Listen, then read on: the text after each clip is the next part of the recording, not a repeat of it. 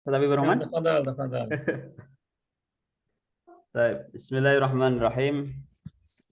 Yang kami hormati Ustaz Habibur Rahman As-Sirazi, yang kami hormati Ibu Diah, yang kami hormati segenap warga Muhammadiyah dan umat Muslim yang hadir dalam kajian di sore hari ini.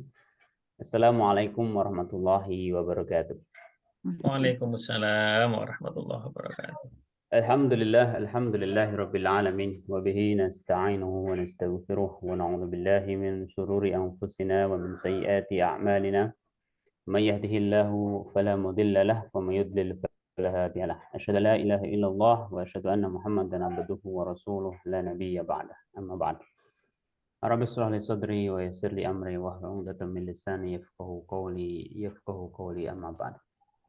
Alhamdulillah pada kesempatan yang berbahagia ini, pada sore hari ini kita dapat berkumpul walaupun secara online, dan itu semua adalah karena rahmat Allah Subhanahu wa taala. Untuk itu mari kita bersama-sama pada kesempatan yang berbahagia ini memanjatkan puji syukur kepada Allah Subhanahu wa taala atas semua nikmat yang telah dianugerahkan kepada kita, yang kita tidak mungkin bisa menghitungnya satu persatu, yang kita tidak bisa mengkalkulatorkannya dengan angka-angka, karena sungguh sangat luar biasa sekali apa yang sudah dianugerahkan kepada kita, terutama kesempatan, keterbukaan hati, keterbukaan pikiran, sehingga pada kesempatan sore ini kita mampu untuk menyalakan laptop kita, mengikuti kajian yang insya Allah akan penuh dengan keberkahan, yang insya Allah akan penuh dengan ilmu yang bermanfaat untuk kita menjalankan kehidupan kita, menjalankan syariah Islam di negara minoritas ini, terutama pada kesempatan ini, yaitu terutama bulan Ramadan yang saat ini kita sedang jalani. Salawat serta salam semoga tetap tercurahkan kepada junjungan kita Nabi besar Muhammad Sallallahu Alaihi Wasallam yang telah memberikan kita petunjuk-petunjuk yang sangat detail dan rigid sehingga kita dapat menjalankan Islam ini dengan segala kemudahan, dengan segala keberkahan insya Allah, dan pastinya akan selalu mendapatkan ridho dari Allah Subhanahu wa taala. Ketiga, kami ucapkan terima kasih kepada Bu Diah dan juga BCM Jerman atas kesempatan kepada kami untuk sore ini kita memoderatori antum Ustaz Habibur Rahman As-Sirazi sampai nanti di akhir acara insya Allah. Kami juga ucapkan terima kasih atas kesempatan ini, kemudian juga terima kasih kepada Ustaz Habibur Rahman As-Sirazi atas waktu dan kesempatannya telah berkenan untuk bergabung dengan kami dalam kajian BCM Jerman ini, berkenan memberikan ilmu yang insya Allah nanti akan sangat banyak sekali membantu kita dalam menguatkan keimanan kita, menguatkan kita dalam menjalankan syariat Allah di Jerman ini insya Allah. Kita tidak perlu panjang lebar ini, kita sudah tidak sabar untuk segera mendengarkan tausiah dari Ustaz Habibur Rahman As-Sirazi. Tapi sebelumnya kita akan mendengarkan tilawah yang akan dibacakan oleh siapa, Bu Dia? Karena nggak ada orang, Mbak Yosinya sedang di jalan, jadi saya menggantikan insya Allah Mbak Yosi. Oh, yang akan dibacakan oleh Ibu Dia. Waktu dan tempat kami aturkan. Terima kasih. A'udzubillah, maaf, insya Allah saya akan membacakan surat Al-Isra ayat 1 sampai 3, karena insya Allah kebetulan Ramadan kali ini kita sudah memasuki Ramadan, dan malam 17 insya Allah juga malam turunnya Al-Quran, dan saya bacakan surat Al-Isra ayat 1 dan 3, sampai 3. A'udzu billahi minasyaitonir rajim. Bismillahirrahmanirrahim. Subhanalladzi asra bi'abdihi laylan minal masjidil harami ilal masjidil aqsa minal masjidil harami من المسجد الحرام إلى المسجد الأقصى الذي باركنا حوله لنريه من آياتنا إنه هو السميع البصير وآتينا موسى الكتاب وجعلناه هدى لبني إسرائيل ألا تتخذوا من دوني وكيلا ذرية من حملنا مع نوح إنه كان عبدا syakura. Sadaqallahul azim. Dengan menyebut nama Allah yang Maha Pemurah lagi Maha Penyayang, Maha Suci Allah yang telah memperjalankan hambanya pada suatu malam dari Masjidil Haram ke Masjidil Aqsa yang telah kami berkahi sekelilingnya agar kami perlihatkan kepadanya sebagian dari tanda-tanda kebesaran kami. Sungguhnya dia adalah Maha mendengar lagi Maha melihat. Dan kami berikan kepada Musa kitab Taurat dan kami jadikan kitab Taurat itu petunjuk bagi Bani Israel dengan firman, janganlah kamu mengambil penolong selain aku, yaitu anak cucu dari orang-orang yang kami bawa bersama-samamu. Sungguhnya dia adalah hamba Allah yang banyak bersyukur. Maha suci Allah dengan segala firman-Nya. Wassalamualaikum warahmatullahi wabarakatuh. Waalaikumsalam warahmatullahi wabarakatuh. Terima kasih kami ucapkan kepada Ibu Di atas tilawahnya. Semoga dengan tilawah itu acara kita pada sore hari ini mendapatkan tambahan keberkahan yang dari Allah Subhanahu wa taala. Allahumma amin. Selanjutnya kita akan mendengarkan tausiah dari Ustadzuna, Ustadz Habibur Rahman As-Sirazi pada sore hari ini dengan tema yang ini temanya insya Allah kita serahkan kepada Ustadz Habibur Rahman As-Sirazi ya, tema apa saja saat ini terserah antum ini. Tidak ada batasan tema yang kita ajukan, ini temanya kita serahkan sepenuhnya kepada antum, waktu dan tempat kami aturkan. Baik. Assalamualaikum warahmatullahi wabarakatuh. Waalaikumsalam warahmatullahi wabarakatuh. A'udzu billahi minasyaitonir rajim. Bismillahirrahmanirrahim. Alhamdulillahilladzi anzalal Qur'an fi syahri Ramadan hudan linnasi wa bayyinatin minal huda wal furqan. Wassalatu wassalamu ala sayyidil anam nabiyyina wa rasulina Muhammadin sallallahu alaihi wasallam wa ala alihi wa ashabihi wa man sara ala nahjihi ila yaumiz ziham. Faqad qala ar-rasulu sallallahu alaihi wasallama fi haditsin sahihin khairukum man ta'allama al-Qur'ana wa 'allama. Wa qala Allahu 'azza wa jalla fi haditsin qudsiyin man saghalahul Qur'anu an dzikri wa mas'alati a'taituhu afdala ma u'tis sa'ilin atau kama qala ar-rasulu sallallahu alaihi wasallama.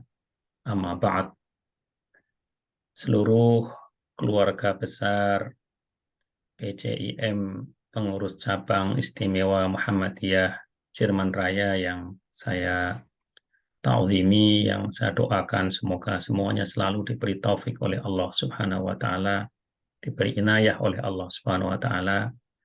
Wa fil muqaddimah tentu para pengurusnya, di antaranya adalah Budia dan juga Ustadz Alif dan seluruh peserta kajian tematik Ramadan PCIM siang hari ini yang juga semoga semuanya selalu dikasihi oleh Allah Subhanahu wa taala, dirahmati oleh Allah Subhanahu wa taala, dilimpahi maghfirahnya, dilimpahi segala kebaikan yang Allah limpahkan kepada hamba-hambanya yang soleh, yang dicintai oleh Allah Subhanahu wa taala. Amin ya rabbal alamin. Ini adalah siang yang sangat membahagiakan. Siang hari ini saya bisa kembali bersilaturahim dengan keluarga saya, keluarga besar Muhammadiyah di Jerman Raya. Alhamdulillah saat ini saya kembali di Jerman lagi setelah sekian lama di Indonesia. Jadi di belakang saya ini apa itu landmarknya Leipzig. Jadi saya sudah ada di Leipzig kembali, alhamdulillah. Dan sekarang bisa apa itu kangen-kangenan istilahnya dengan apa itu keluarga besar PCIM Jerman Raya dan juga di mana saja yang semoga semua selalu diberi taufik oleh Allah Subhanahu wa taala. Temanya apa? Kan tadi Budia udah menyampaikan nanti malam itu sudah masuk ya Nuzulul Quran, berarti kita akan membahas tentang Nuzulul Quran, insya Allah ya. Izinkan saya mengajak teman-teman semuanya untuk semacam tadarusan lah ya, tadarusan beberapa hadis tentang Al-Quran dalam rangka menyambut nuzulul Quran dengan tujuan supaya kita semuanya benar-benar semakin mesra dengan Al-Quran. Jadi interaksi kita dengan Al-Quran itu supaya semakin mesra. Jangan sampai kita apa itu seperti yang dikeluhkan oleh Al-Quran, bahwa Al-Quran itu oleh sebagian umat kita itu dihijron, diabaikan ya. Jadi ada ternyata sebagian umat Rasulullah itu yang mengabaikan Al-Quran. Jadi mahjur Al-Quran itu apa itu tersisihkan dari kehidupan, tersisihkan dari perhatian gitu ya. Bahkan di bulan Ramadan pun masih tersisihkan. Jangan sampai ya kita termasuk yang dikeluhkan oleh Al-Quran seperti itu ya kan.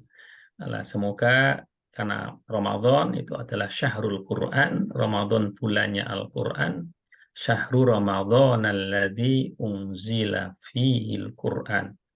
Bulan Ramadan adalah bulan diturunkannya Al-Quran.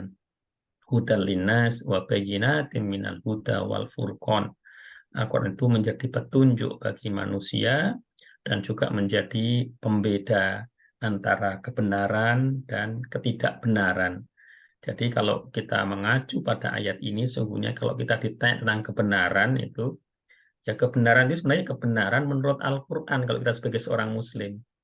Bukan kebenaran menurut siapapun ya. Ya, kebenaran itu al-haqqu min rabbika. Kebenaran adalah dari Rabbmu, wala takum minal mumtarin. Kamu jangan termasuk yang ragu-ragu. Jadi mana yang benar dan mana yang salah ya. Kalau seandainya kan kita ada di Jerman, di Eropa yang dikenal Jerman, Perancis ya, dan sekitarnya itu kan tempat-tempat yang melahirkan banyak filosof ya. Ya, sehingga banyak sekali pemikiran-pemikiran dan akan selalu ada yang lahir pemikiran yang lahir ya. Kadang-kadang itu orang menjadi bingung nih yang benar yang mana menurut filosof ini begini lah begini gitu ya. Nah kita jangan bingung gitu kan. Kita udah punya apa itu standar, sudah punya patokan ketika datang kebenaran ya Al-Qur'an. Jadi kebenaran itu bagi kita tidak relatif. Kebenaran itu jelas gitu kan. Kebenaran ya ada di dalam Al-Quran. Hudal linnasi wa bayyinatin minal huda wal furqan. Bapak Ibu yang dimuliakan oleh Allah Subhanahu wa taala, saya mohon izin Ustadz untuk menyampaikan slide untuk materi pada siang hari ini.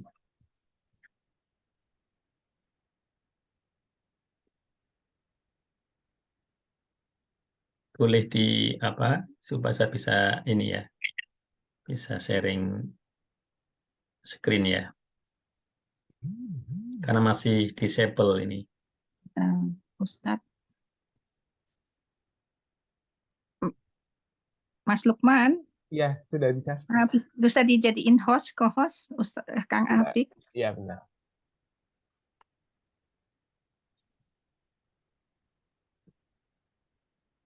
Ya, sudah. Sudah ya, bismillah. Oke. Baik. Jadi kita akan tadarusan apa itu agak nyantai ya supaya kita lebih mesra dengan Al-Qur'an di bulan suci Ramadan ini. Ada banyak hadis dari baginda Rasulullah SAW yang menjelaskan tentang keutamaan Al-Qur'an, menjelaskan tentang bagaimana kita harus berinteraksi dengan Al-Qur'an, bagaimana kita semestinya sebagai seorang umatnya Al-Quran itu menggunakan Al-Quran, menjadikan Al-Quran sebagai pedoman dan lain sebagainya. pada kesempatan tadarus kali ini izinkan saya menyampaikan 7 hadis saja ya. Semoga kita semuanya jadi teringatkan, karena saya yakin bahwa Bapak Ibu semuanya juga mungkin malah sudah pernah mendengar 7 hadis ini ya. Tetapi ini menjadi bagian kita ingat kembali, mereview kembali. Wadzakir fa inna dzikra tanfa'ul mu'minin, kata Al-Qur'an. Wadzakir, dan mengingatlah, ingatkanlah ya. Fa inna dzikra tanfa'ul mu'minin, karena mengingat itu, terutama mengingat Al-Qur'an, mengingat Allah, mengingat akhirat ya, mengingat kebaikan-kebaikan dan lain sebagainya. Intinya diingatkan, tawasau bil haqqi wa tawasau bis sabr, karena mengingat itu tanfa'ul mu'minin, bermanfaat untuk orang-orang yang beriman. Maka selalu para ulama itu bertemu dengan ulama yang lain, para sahabat bertemu dengan para sahabat yang lain, meskipun mungkin sudah pernah mendengar langsung dari Rasulullah, ketika bertemu dengan sahabat yang lain itu, mendengar dari kawannya, dari sahabatnya itu, sesuatu yang pernah dia dengar, itu babnya adalah bab tadzkirah, bab untuk mengingat, ya, mengingat. Nah, ini bagian tadarus ini bagian dari mengingat kembali, ya, hal-hal yang semoga membuat kita semakin mesra dengan Al-Quran di bulan suci Ramadan ini, khususnya adalah detik-detik nuzul Quran, sehingga kita punya semangat nuzul Quran itu kita bawa dalam kehidupan kita sehari-hari di dalam Ramadan ataupun nanti juga di setelah Ramadan. Bapak Ibu yang dimuliakan oleh Allah Subhanahu wa taala, hadis yang pertama, an Abi Dzarrin radhiyallahu taala anhu qala qultu ya Rasulullah ausini. Dari Abi Dzar radhiyallahu anhu, ya, Abi Dzar berkata, ya Rasulullah ausini, wahai Rasulullah, berwasiatlah untukku. Qala sallallahu alaihi wasallam, alaika bitaqwallah. Rasulullah kemudian berwasiat, alaika bitaqwallah, hendaknya engkau bertakwa kepada Allah. Fa innaha ra'sul amri kullih, karena bertakwa itu adalah pokok segala urusan. Qultu, kata Abi Dzar, aku kemudian berkata lagi, ya Rasulullah zidni, wahai baginda Rasulullah, tambahkanlah untukku. Rasul kemudian menjawab, alaika bitilawatil Qur'an, engkau hendaklah membaca Al-Qur'an. Fa innahu nurun laka fil ardi, karena Al-Quran itu adalah cahaya untukmu di atas muka bumi ini, di bumi ini. Wa zukhrun laka fis sama, dan Al-Quran itu adalah tabungan kamu, simpanan kamu fis sama, di langit. Maksudnya adalah Al-Quran ini menjadi cahaya kita hidup di dunia ini, dan kemudian akan menjadi amal simpanan yang luar biasa kita kelak di akhirat. Dzukhrun laka fis sama. Yang menarik adalah ketika baginda Rasulullah SAW diminta untuk memberikan nasihat, berwasiat, maka beliau langsung menjawab, langsung memenuhi permintaan itu, karena itu adalah hak seorang muslim. Dalam hadis yang lain, muslim itu idza istansohaka fansohhu. Kalau saudaramu seorang muslim itu minta nasihat, ya berilah nasihat. Dan begitu salah satu hak. Ada saudara kita datang ke kita, mungkin sedang kalut, mungkin sedang apa, dia perlu curhat, dia perlu saran-saran dan sebagainya, datang kepada kita minta, Mas, tolong aku diberi nasihat, Mas, tolong aku diberi saran, gitu kan, misalnya. Selama kita bisa memberikan hal itu, ya, nasihat itu, ya, kita diminta untuk tidak boleh bakhil, ya, kita diminta untuk memberikan nasihat kepada saudara kita yang muslim, nasihat dalam kebaikan dan dalam ketakwaan kepada Allah Subhanahu wa taala. Ya, karena itu hak dia.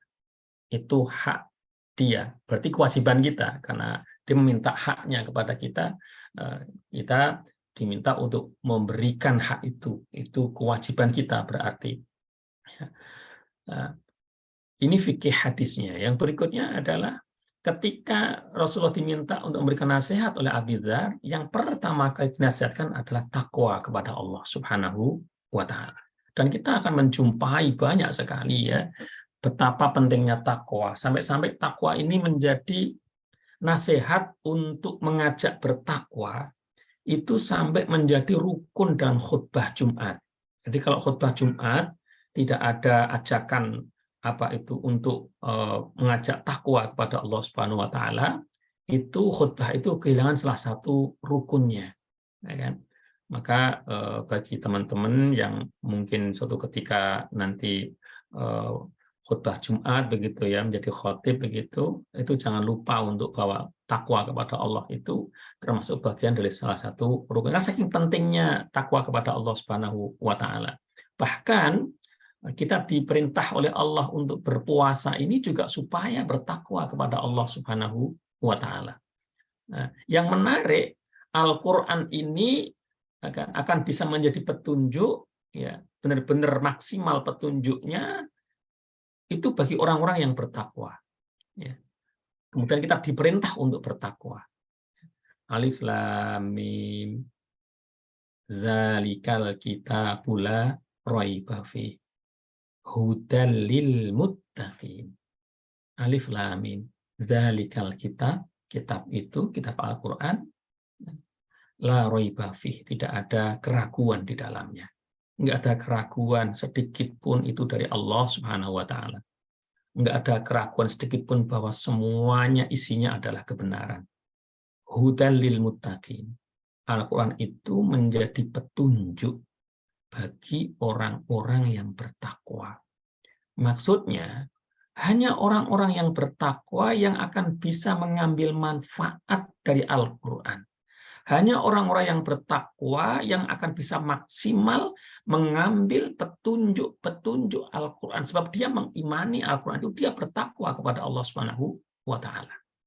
Adapun orang yang tidak bertakwa, mungkin ada yang sedikit saja, mungkin sama sekali nggak bisa mendapatkan apapun dari Al-Quran. Kita ada di Jerman. Di Jerman ini juga banyak pakar-pakar, ya, mungkin Islamic Studies begitu.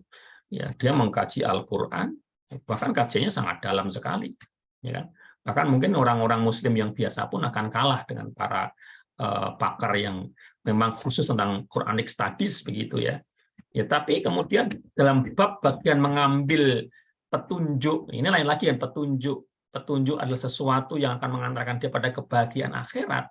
Ini akan berbeda antara orang yang sekedar dia Quranic Studies tapi nggak beriman, bahkan tidak bertakwa kepada Allah, dengan seorang mukmin yang bertakwa kepada Allah Subhanahu wa Ta'ala. Maka disinilah perintah pentingnya bertakwa. Kita masuk sedikit tentang takwa kepada Allah Subhanahu wa Ta'ala. Ya ayyuhalladzina amanu kutiba alaikumusiyam kama kutiba alal ladzina min qablikum la'allakum tattaqun. Wahai orang-orang yang beriman, diwajibkan atas kalian berpuasa sebagaimana diwajibkan pada orang-orang sebelum kalian. La'allakum tattaqun, supaya kalian bertakwa kepada Allah Subhanahu wa Ta'ala. Seolah-olah kita ini oleh Allah Subhanahu wa Ta'ala ya diperintahkan berpuasa di bulan Ramadan ini, dengan puasa itu karena Allah ingin mencetak kita menjadi orang yang bertakwa. La'allakum tattaqun, ya, supaya kalian bertakwa. La'alla ini kalau yang mengatakan manusia itu ya semoga karena begitu kan. Mungkin lah, Ustaz Alif ini pakarnya bahasa linguistik Arab nih. Kalau yang mengatakan ya la'alla, kalau yang mengatakan manusia itu mungkin bisa terjadi, bisa tidak. Tapi kalau la'alla yang mengatakan itu Allah Subhanahu wa Ta'ala, la'allakum tuflihun, la'allakum tattaqun, itu pasti terjadi.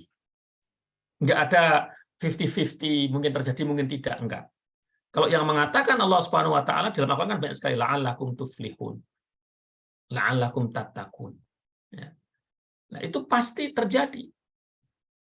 Artinya apa? Kalau orang benar-benar berpuasa dengan sungguh-sungguh di bulan Ramadan ini, dengan sungguh-sungguh puasanya, haqqos shiyam, dengan sebenar-benar berpuasa, pasti dia akan menjadi orang yang bertakwa. Pasti dia minal muttaqin. Nah, begitu dia masuk minal muttaqin, maka dia sudah punya sertifikat untuk bisa mendapatkan petunjuk Al-Qur'an. Itu. Jadi tadi kan apa itu syarat untuk bisa maksimal mendapatkan petunjuk Al-Qur'an, hudal lil muttaqin, petunjuk bagi orang-orang yang bertakwa.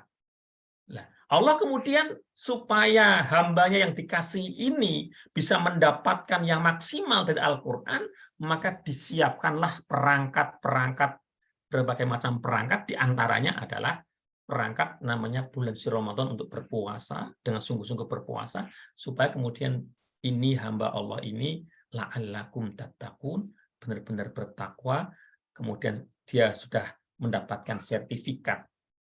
Jangan dibayangkan sertifikatnya kemudian nanti misalnya dibuatkan sama PKM, bukan begitu. Maksudnya itu Allah sudah mencatatnya sebagai orang yang bertakwa yang layak untuk mendapatkan petunjuk dari Al-Qur'an. Dan tidak hanya itu, privilege bagi orang-orang yang bertakwa itu luar biasa dari Allah Subhanahu wa taala.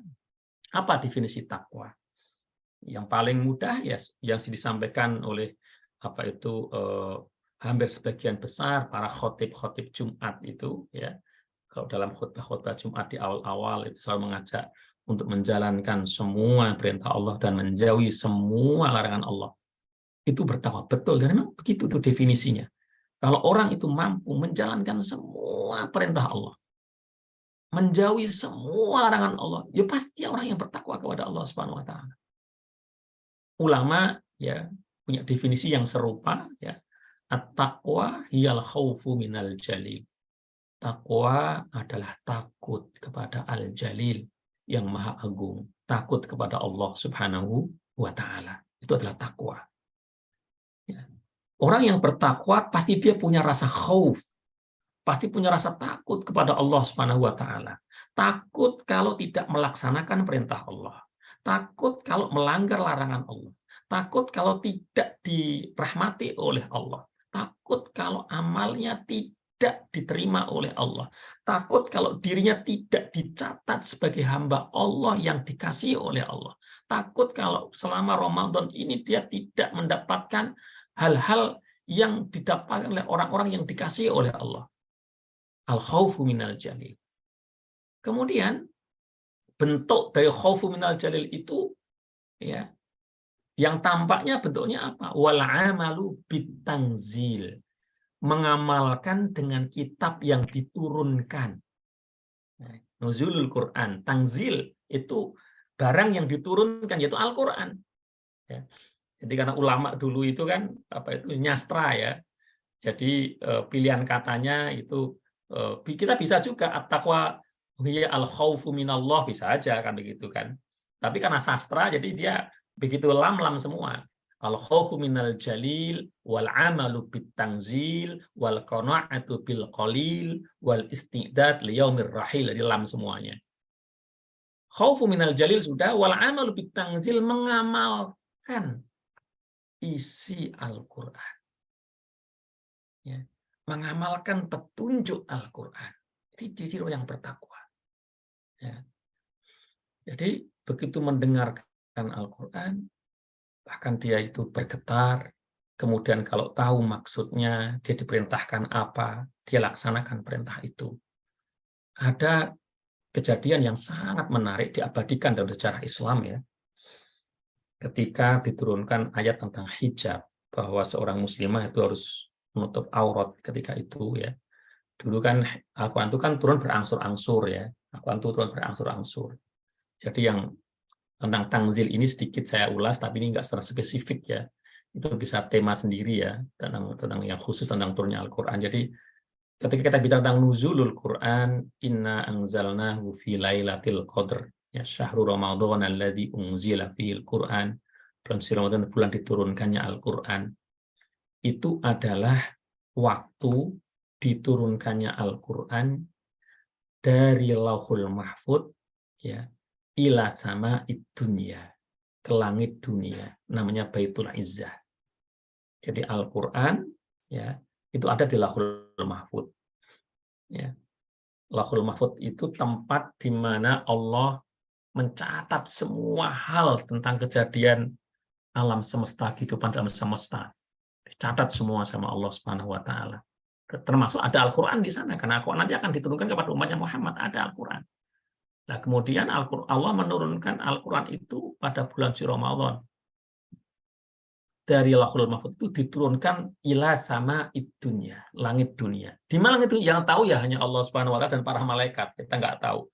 Kabarnya itu dari Rasul seperti itu di hadis yang sahih. Ya udah kita percaya begitu saja udah.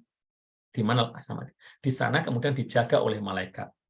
Yang menjadi apa itu penjaga utamanya adalah malaikat Jibril karena dia diminta untuk menjaga wahyu ini. Nanti kemudian barulah dari langit dunia itu, jadi Al-Quran dari Lauhul Mahfuz ila sama'id dunya itu yang Allah kabarkan syahrul Ramadan alladzi unzila fihil Qur'an. Itulah yang Allah kabarkan inna anzalnahu fi lailatul qadar. Kami turunkan Al-Quran itu pada malam Lailatul Qadar. Itu semuanya jumlatan wahidatan, sak gelondong kalau dalam bahasa Jawa. Sak gelondong 30 juz dari Fatihah sampai An-Nas itu diturunkan oleh Allah dari Lauhul Mahfuz sampai ke langit dunia dijaga oleh malaikat Jibril. Barulah kemudian nanti ya Allah turunkan ya Al-Qur'an itu munajaman berangsur-angsur selama 23 tahun ya dari langit dunia itu kepada siapa? Kepada baginda Rasulullah Shallallahu alaihi wasallam. Berangsur-angsur. Nah, ketika turun berangsur-angsur itu turunnya wahyu berangsur-angsur itu ya seperti kita ketahui bersama. Ya kadang ada turun di bulan Ramadan, kadang turun di bulan Syawal, bulan Dzulqa'dah, sesuai dengan apa itu kondisi dakwahnya Rasulullah Shallallahu alaihi wasallam. Ya. Ketika sahabat Nabi ada yang tanya tentang haid itu gimana sih sebenarnya? Karena orang-orang Yahudi katanya kalau haid, kalau zaman itu ya kan kaum muslimin ada di Madinah ya yang kemudian berinteraksi dengan orang Yahudi sana. Versi orang Yahudi kalau perempuan sedang haid maka dia harus meninggalkan rumahnya, harus menyendiri, keluar dari rumahnya di tempat terpencil sana, nggak boleh serawung dengan keluarganya karena dianggap satu sedang kotor. Maka kemudian apakah seperti itu tentang haid itu? Para sahabat perempuan bertanya kepada Rasulullah, sebenarnya haid itu seperti apa? Sahabat laki-laki juga pengen tahu, kami harus memperlakukan istri kami yang haid seperti apa? Ya, maka kemudian turunlah Al-Quran yas'alunaka 'anil mahid ya qul ya adzan fa'tadirun nisa afil mahid seperti itu. Jadi yang dari langit dunia kepada Rasulullah itu berangsur-angsur selama kurang lebih 23 tahun, sebagian diturunkan di Makkah, maka nanti disebut dengan Makkiyah, ayat-ayat yang turun di Mekah. Kemudian sebagian turun di Madinah, dan kemudian Madaniyah. Ya. Tapi kemudian para ulama ahli tafsir, ahli ulumul Quran kemudian menyampaikan yang disebut dengan Quran Makkiyah dan Quran Madaniyah itu kemudian nanti ya itu tidak murni batasannya tempat, tapi lebih kepada waktu. Maksudnya, semua ayat yang diturunkan sebelum Rasulullah hijrah itu disebut dengan Makkiyah, ayat-ayat fase Mekah. Sedangkan ayat-ayat yang diturunkan kepada Rasulullah setelah Rasulullah hijrah itu disebut dengan Madaniyah atau ayat-ayat yang diturunkan di fase Madinah. Meskipun ayat itu mungkin diturunkan di Mekah. Ya. Tetapi karena turunnya setelah Rasul hijrah maka disebut Madaniyah. Ya. Itu tentang tangzil. Wal amalu bit tangzil, takwa itu mengamalkan tangzil. Nah, ada kejadian yang menarik. Begitu Al-Qur'an diturunkan kepada para sahabiah terutama ya tentang harus apa itu hijab gitu. Para sahabiah itu langsung karena perintahnya adalah menutup aurat, hijab, dia langsung nyari gitu. Ada seorang sahabiah yang kemudian nggak punya kain, ya, dia lihat korden apa itu rumahnya, korden itu dia gunakan untuk apa itu menghijab dirinya, nutup apa itu auratnya. Itu diabadikan dalam sejarah Islam apa itu generasi pertama. Kemudian wal qanaa'atu bil qalil. Takwa adalah qanaa'ah, ya, dengan segala yang Allah berikan kepada hambanya itu. Karena biasanya masalah rizki ini yang seringkali menjadi orang itu bersyukur atau tidak, seringkali itu terkait sama rizki. Maka kemudian dibahas. Biasanya kalau dikasih katsir itu orang itu mudah untuk nerimo kepada Allah Subhanahu wa Ta'ala. Tapi kalau pas diberi kolil ini, ya kolil dengan berbagai macam kondisinya ya, bisa kondisinya susah dan sebagainya gitu. Itu kadang-kadang tidak mudah untuk menerimanya. Tapi kalau orang bertakwa kepada Allah itu selalu mengetahui bahwa itu semuanya dari Allah Subhanahu wa Ta'ala dan dia ridho dengan segala yang Allah berikan kepadanya. Ya. Kemudian wal isti'dad liyaumir rahim. Takwa adalah seorang itu setiap saat, setiap detiknya selalu siap, selalu dalam posisi menyiapkan diri liyaumir rahil, pada hari dia berangkat. Maksudnya hari dia bertemu dengan Allah Subhanahu wa Ta'ala. Rahil itu rahil minat dunia ilal akhirah. Berangkat dari dunia kepada akhirat, kematian. Jadi orang yang bertakwa itu yang ada di hadapannya itu adalah sesuatu yang panjang, bahwa di dunia ini ya memang kita saatnya ada di dunia ini, tapi dunia ini adalah bukan tempat abadi. Ada yang lebih lagi yang harus disiapkan untuk bekal yang serius, ya, yaitu akhirat. Ya. Di dunia saja kan orang juga kadang-kadang kalau bepergian dia siap serius kan begitu kan. Ya, ketika misalnya di antara Bapak Ibu semuanya ada yang akan misalnya mudik nih ke tanah air nih misalnya 1 bulan 2 bulan itu tetap ada persiapannya, ada bekal-bekal apa sih yang disiapkan untuk ketika itu 2 bulan di Indonesia kan begitu kan, padahal cuma 2 bulan itu pun tetap disiapkan. Sama juga ketika Bapak Ibu misalnya yang saatnya ada di Jerman, ketika dulu mau ke Jerman itu kan juga sama, disiapkan segala sesuatunya. Saya juga ketika kemarin siapkan segala sesuatunya. Apa yang disiapkan secara administrasi apa? Pasti ya paspor macam-macam itu secara administrasi. Yang lainnya juga pasti disiapkan kan. Ada istiqdat, ada persiapan. Nggak bisa ngawur-ngawuran tanpa persiapan nggak bisa. Kan begitu. Nah, itu apalagi untuk sebuah perjalanan yang tidak ada habisnya. Ya pasti dia akan menyiapkan, itulah yang bertakwa kepada Allah Subhanahu wa Ta'ala. Wa tazawwadu fa inna khairaz zadit taqwa wattaquni ya ulil albab. Dan kalian berbekallah, mengambillah bekal, ya, berbekallah kalian fa inna khairaz zadit taqwa, sebagai bekal adalah takwa, wattaquni ya ulil, dan bertakwalah kepadaku wahai orang-orang yang memiliki akal pikiran yang jernih, wahai orang-orang yang sehat pikirannya. Ini Allah nggak berbicara pada orang-orang yang tidak sehat pikirannya. Ya.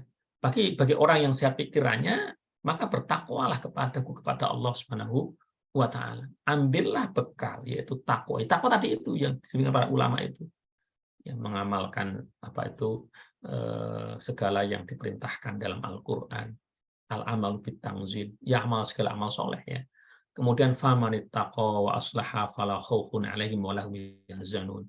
Allah kemudian memberikan kabar gembira, siapa yang bertakwa wa aslaha dan beramal soleh, fala khaufun 'alaihim, maka tidak ada ketakutan bagi mereka. Wa lahum yahzanun, dan mereka tidak akan sedih. Nggak usah khawatir, perjalanan panjang sepanjang apapun di akhirat nanti itu, kalau kalian bertakwa dan beramal soleh, la khaufun alaikum, nggak ada ketakutan untuk kalian, karena kalian udah punya semuanya. Bekal yang untuk itu sudah ada semua, itulah bekalnya. Wa tazawwadu fa inna khairaz taqwa, itulah bekalnya takwa. Walahum, dan mereka nggak akan khawatir. Itu sama ketika sebagian dari kita mau ke Jerman itu kan, kalau yang pelajar kan diminta blok account sekian itu kan tujuannya apa ya, supaya di Jermannya tidak ada kekhawatiran, tidak ada kesedihan, tercukupi, kira-kira begitulah kira-kira begitu ya. Nah itu sama. Kalau yang untuk akhirat yang lebih panjang daripada keberadaan di Jerman, ya itu lebih panjang lagi. Bekalnya bukan sekedar pakai Zuro, blok account begitu, enggak. Bekalnya yang untuk membuat kita nggak khawatir, kita akan nyaman, kita nggak akan ada kesedihan, adalah takwa kepada Allah SWT dan amal soleh. Kemudian Allah juga memberikan kabar gembira lagi, wa anjainal ladzina amanu wa kanu yattaqun. Wa anjaina, dan kami selamatkan. Siapa yang diselamatkan oleh Allah? Alladzina amanu, orang-orang yang bertakwa, wa kanu yattaqun, dan mereka bertakwa kepada Allah Subhanahu wa taala. Bapak Ibu yang dirahmati oleh Allah Subhanahu wa taala. Ada banyak fase-fase yang kita semuanya itu akan mengalami, ya, poin-poin, checkpoint istilahnya begitu. Ibarat sebuah perjalanan melewati, kalau negara-negara itu kan ada checkpoint-checkpointnya, ya. Ya, saya pernah diceritakan pada saya dulu zaman Eropa itu belum pakai Schengen begitu. Kalau dari Perancis mau ke Belanda lewat Belgia dulu, kemudian semuanya itu tiap negara itu ada checkpointnya. Dan itu bisa makan waktu yang lumayan ketika itu. Kalau sekarang kan nggak ada gitu ya. Nah, itu sama. Kita nanti sampai ke akhirat itu ada destinasi-destinasi. Setelah di dunia, kemudian orang akan rohil, akan bepergian, maka dia akan ketemu dengan namanya alam barzah di dalam kubur. Dalam kubur nunggu. Dan dalam kubur ini juga penuh, ada di sana nanti pertanyaan, ada di sana nanti, ya. Lah itu di saat-saat yang kritis semacam itu, ada hamba-hamba Allah yang dijamin oleh Allah akan diselamatkan oleh Allah. Siapa itu? Alladzina amanu wa kanu yattaqun, mereka yang beriman dan mereka bertakwa. Diselamatkan, selamat udah. Sakaratul mautnya selamat. Di awal-awal kedatangannya di kubur nyaman, selamat. Ya kan? Bapak Ibu bisa mereview kembali ketika terutama yang ada di luar negeri, ya. Di Indonesia mungkin biasa saja kali, ya. Maksudnya di luar negeri awal-awal kedatangan itu kan di satu tempat yang meskipun kita sudah pernah membacanya, kita sudah pernah mendengarnya gitu kan, tetap namanya tempat asing.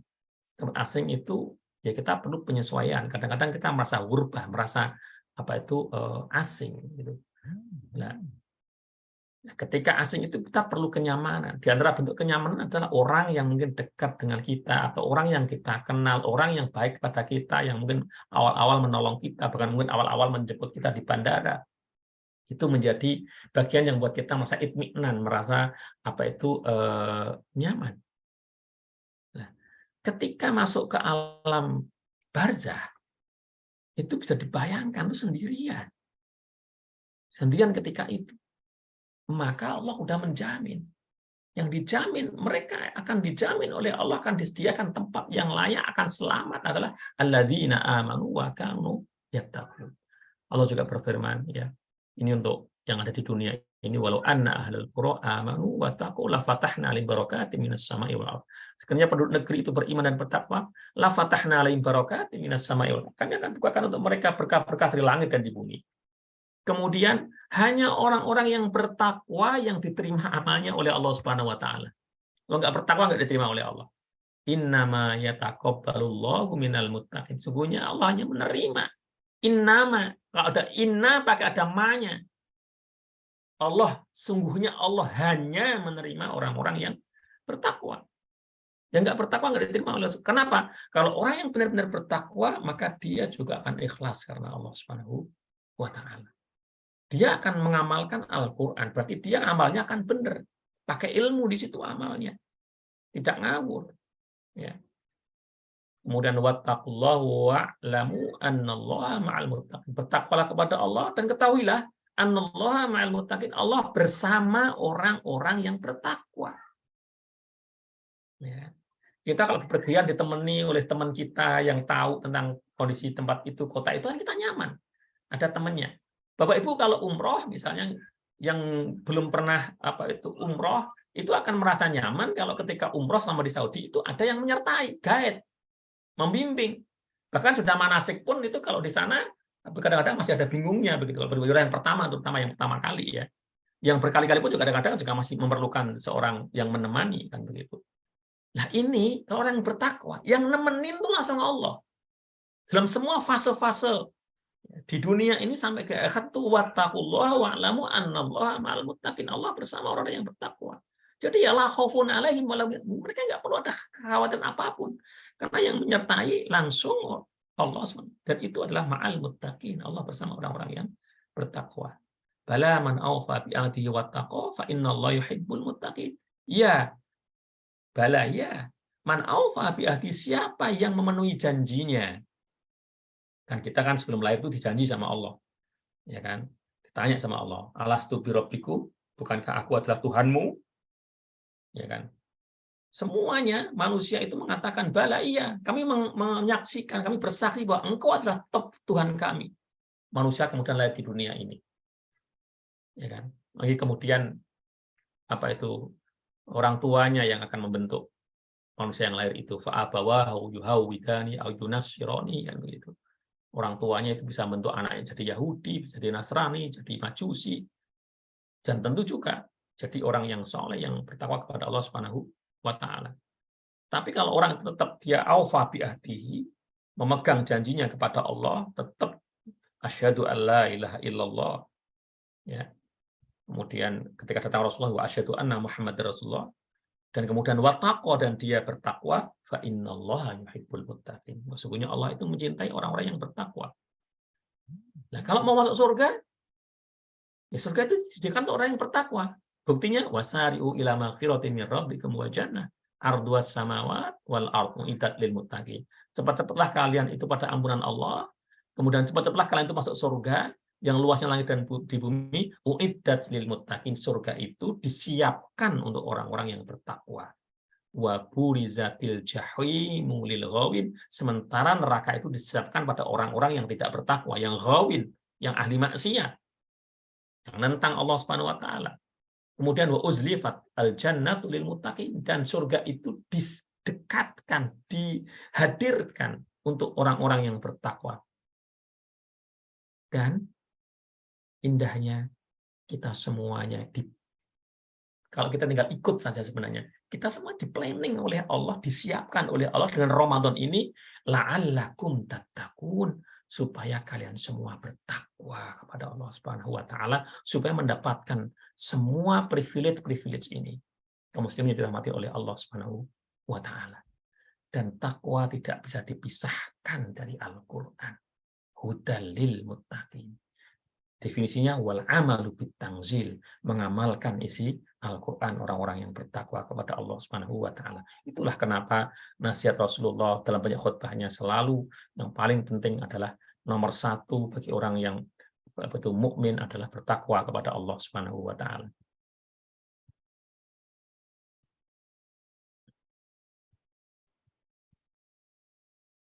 Hadis yang kedua, qala Rasulullah sallallahu alaihi wasallam, yaqulu Rabbu azza wa jalla, man syahadahul Qur'anu an dzikri wa an mas'alati wa dzikri an mas'alati a'taitu afdhala ma utis sa'irin wa fadlu kalamillahi ala sa'idil kalam kafadilai ala khalqi.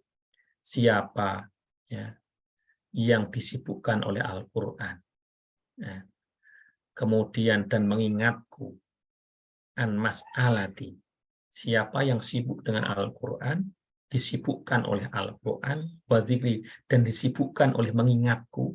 Zikir kepada Allah itu membuat dia sibuk, Al-Qur'an buat dia sibuk, sampai ya an mas'alati, sampai dia tuh lupa minta kepadaku. Jadi saking sibuknya baca Al-Qur'an, sibuknya mengajar Al-Qur'an, sibuknya mengamalkan Al-Qur'an, itu seolah-olah sampai lupa untuk minta kepada Allah. Saking sibuknya mengingat Allah, zikir kepada Allah, tapi sampai lupa, nggak mengingat, nggak berdoa kepada Allah. A'taituhu afdhala ma u'tis sa'ilin. Nggak usah khawatir. Aku akan beri dia sebaik-baiknya aku berikan pada orang-orang yang minta kepadaku. Wa fadlu kalamillahi ala sa'idil kalam kafadlillahi ala khalqihi. Dan keutamaan kalamnya Allah pada semua kalam, semua perkataan, itu seperti keutamaan Allah dibandingkan makhluknya. Ya, tentu nggak bisa dibandingkan. Keutamaan Al-Quran dibandingkan dengan yang lain nggak bisa dibandingkan. Jangan dibandingkan membaca Al-Quran dengan baca komik. Jangan dibandingkan baca Al-Quran dengan baca buku ilmiah, seilmiah apapun. Nggak bisa dibandingkan dengan Al-Quran. Ya. Al-Quran adalah kalamullah. Maka kita beruntung, kaum muslimin rahimakumullah, kita sangat-sangat beruntung bahwa kita ini ya oleh Allah Subhanahu wa taala dikenalkan dengan Al-Qur'an. Oleh Allah Subhanahu wa taala kita di berbagai macam caranya lah, masing-masing punya caranya ya. Tapi saya rasa kalau Indonesia yang muslim itu paling banyak itu di antara caranya Allah mendekatkan apa itu kan kita punya orang tua yang muslim, alhamdulillah. Kemudian ngaji ini dan itu dekat dengan Al-Qur'an, bisa membaca Al-Qur'an. Penduduk bumi ini berapa miliar? Yang kenal Al-Qur'an itu enggak semua, separuhnya mungkin juga enggak ada. Dan kita termasuk alhamdulillah yang Allah berikan kesempatan untuk bisa membaca Al-Qur'an, berdekatan dengan Al-Qur'an, hidup bersama dengan Al-Qur'an. Satu-satunya mukjizat para nabi yang masih hidup, masih bisa dirasakan oleh umat manusia adalah Al-Qur'an. Dan itu Allah berikan kepada kita umatnya Rasulullah Shallallahu Alaihi Wasallam. Hadis yang ketiga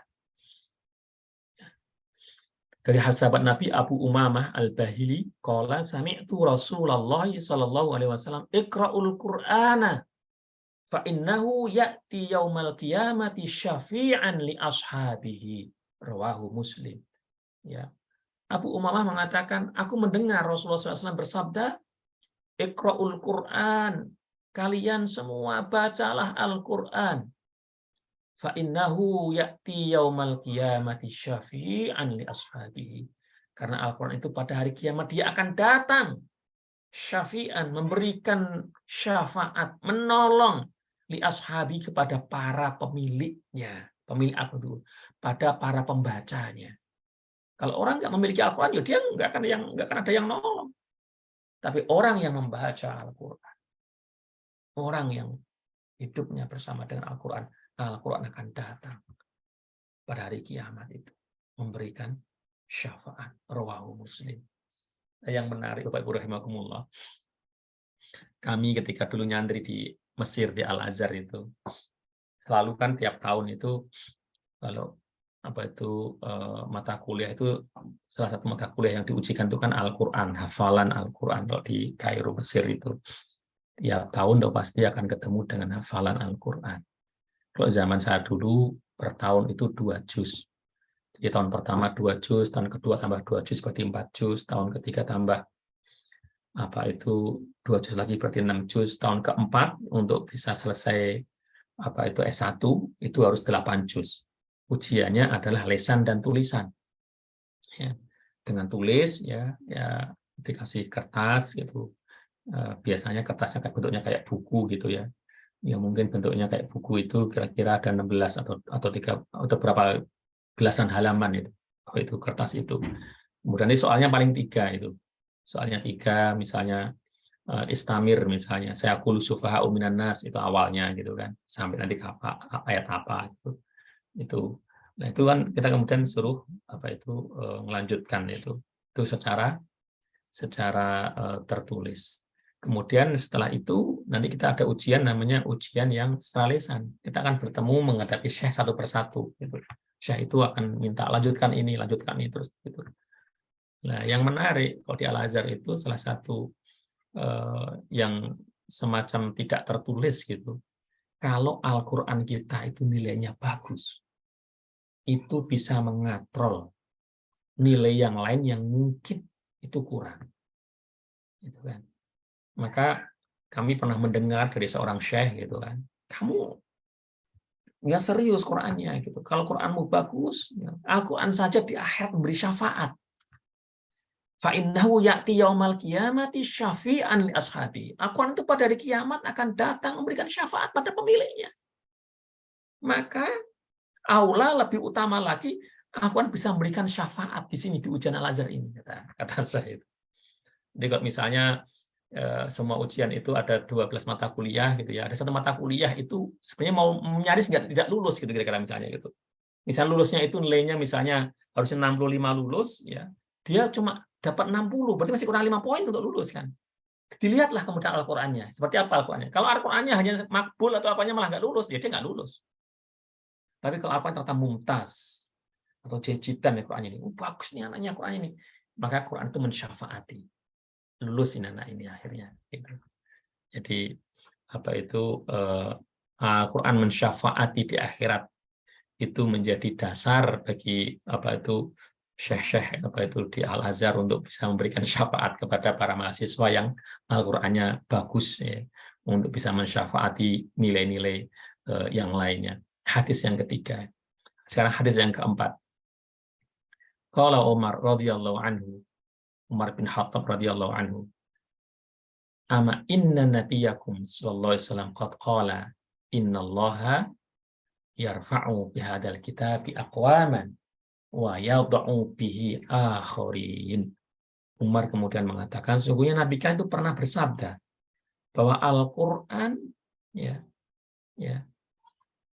dengan Al-Qur'an ini sungguhnya Allah mengangkat satu kaum dan dengan Al-Qur'an pula Allah bisa merendahkan satu kaum.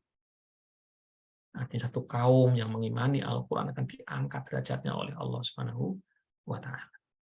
Sungguhnya di dalam hadis nomor 4 ini juga semacam menjadi rumus peradaban sungguhnya. Kalau umat Islam itu pengen maju lagi seperti zaman-zaman dulu lagi itu ya memang harus menjadikan Al-Qur'an benar-benar sebagai ruhnya, sebagai nyawanya, ya. Menjadikan Al-Qur'an sebagai kiblatnya, sebagai imamnya. Aku akan minta kita amanah. Aku akan minta kita itu membagi waktu dengan sangat baik. Bagi waktu dengan baik. Aku akan minta kepada kita untuk selalu tawazun dalam segala hal. Wa aqimul wazna bil qisti wa la tukhsirul mizan. Diminta untuk adil, untuk membagi segala hal itu secara timbangan secara proporsional dan adil. Lakukan itu. Ya, kita nggak boleh jujur kemudian kita banyak meninggalkan etika-etika yang Al-Qur'an sudah sampaikan kepada kita. Kita diminta untuk amanah, nyuwun maaf, nyuwun sewu. Ya, negara-negara yang dianggap korup di dunia ini itu banyak negara-negara Muslim.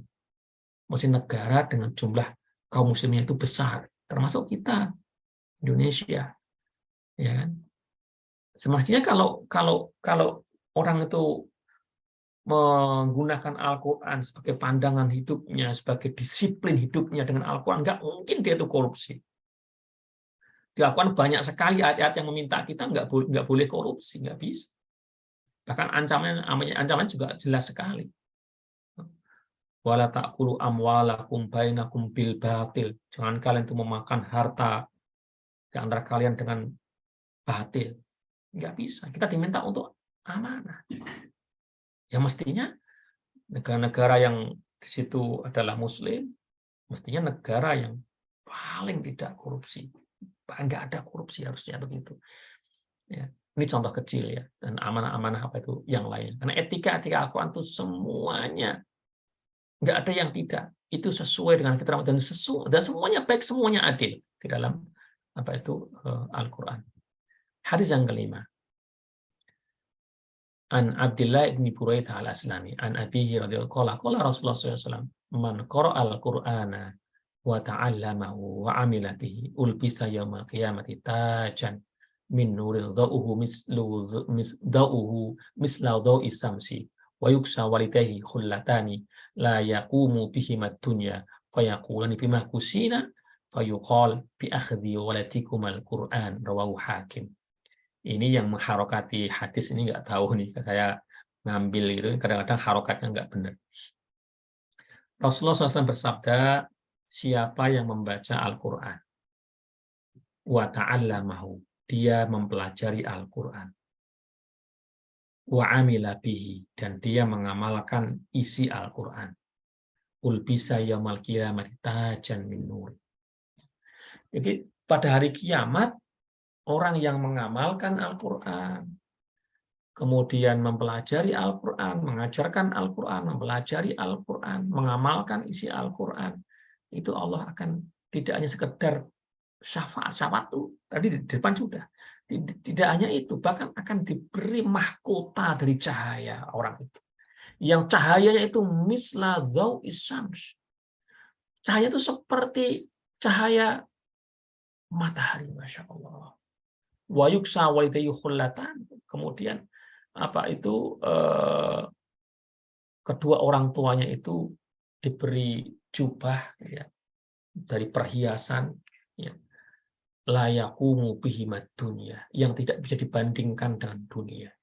Jadi harga perhiasan yang dipakaikan kepada kedua orang tuanya ini, dunia seisinya nggak ada bandingannya, nggak bisa dibandingkan dengan dunia. Artinya dunia menjadi remeh. Ya. Fayakulani bima kusina, sampai kedua orang tuanya itu takjub. Bima kusina, ya, bima kusina. Atas sebab apa kami ini diberi pakaian sedemikian indahnya, sedemikian mulianya seperti ini? Karena dia merasa ya tidak punya amal, tidak punya celengan, tidak punya tabungan yang membuat dia layak diberi penghargaan seperti itu.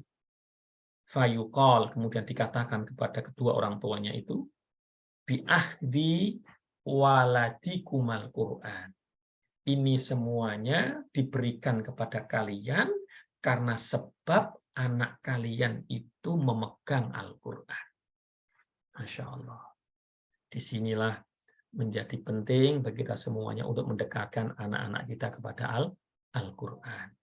Selain bahwa itu akan bermanfaat untuk anak kita, juga itu untuk kedua orang tuanya juga akan sangat-sangat bermanfaat. Hadis yang ke-6, an Abi Hurairah anna Rasulullah sallallahu alaihi wasallam qala la hasada illa fisnai. Dari Abi Hurairah Rasulullah bersabda, tidak ada hasad kecuali pada dua hal. Ya, tidak ada hasad kecuali pada dua hal. Hasad itu enggak boleh, kecuali dua hal ini boleh. Ini hasad yang boleh, ini namanya ghibthah. Ya. Kalau hasad secara umum itu kan pengertiannya orang itu iri dengan orang lain atas nikmat yang Allah berikan kepada orang lain itu dan menginginkan kerusakan pada orang itu. Menginginkan dia nggak dapat nikmat itu, yang dapat aku. Itu namanya hasad. Biasanya jelek. Kan begitu. Nah, kalau ini, ya hasad yang boleh ini, itu dia iri, tapi iri supaya dia dapat juga yang seperti itu, tapi tidak menginginkan itu hilang dari orang yang dapat nikmat itu. Kira-kira begitu. Namanya ghibthah. Nah, hasad yang boleh itu yang pertama, rajulun 'allamahullahul Qur'an fahuwa yatluhu ana al-laili wa ana an-nahar. Fasami'ahu jarun lahu faqala laitani utitu mislama utiya fulanun fa'amiltu mislama ya'mal. Ada seorang laki-laki yang Allah ajarkan kepadanya Al-Qur'an. Laki-laki itu kemudian membacanya siang dan malam. Nah, kemudian bacaan itu didengar oleh tetangganya. Tetangganya mendengar kok bacaannya enak, orang itu baca Al-Quran. Dia itu hafal Al-Quran. Kemudian dia mengatakan, tetangganya itu, laitani uti itu mislama uti ya Allah. Seandainya aku itu juga mendapatkan seperti itu yang didapatkan oleh orang itu. Kemudian aku mengamalkan seperti yang dia amalkan. Aku baca siang hari, aku baca malam hari. Lah ini boleh, hasad seperti ini boleh. Wa rajulun atahullahu malan fahuwa yuhliku fil haqq. Yang kedua adalah laki-laki yang Allah berikan kepadanya limpahan harta. Fahuwa yuhliku fil haqq, tapi kemudian orang itu yang punya harta banyak itu yuhliku fil haqq, menghabiskannya untuk jalan kebaikan, untuk dakwah, untuk amal soleh, bangun masjid dan sebagainya. Dibelanjakan untuk kebaikan-kebaikan itu. Kemudian ada orang yang melihatnya, tetangganya atau siapapun temannya, faqala rajulun. Ya, ada orang melihatnya kemudian mengatakan laitani utitu mislama utiya fulan fa'amiltu mislama ya'mal. Seandainya aku juga punya harta seperti yang orang itu punya, kemudian aku juga kemudian beramal seperti dia. Aku habiskan harta itu, aku belanjakan harta itu untuk jalan Allah.